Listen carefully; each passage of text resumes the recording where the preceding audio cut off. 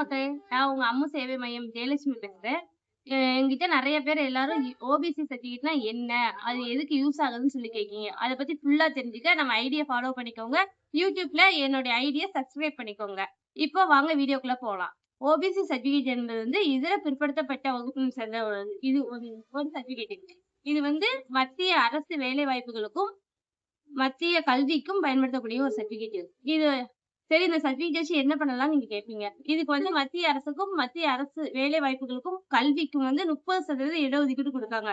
அது 2 விதமா பிரிக்காங்க. பிசிக்கு 27%மும், பிசிஎம்க்கு வெறும் 3% பிரிக்காங்க. அதே மாரிக்கு ஓபிசில 2 பிரிவு இருக்கு.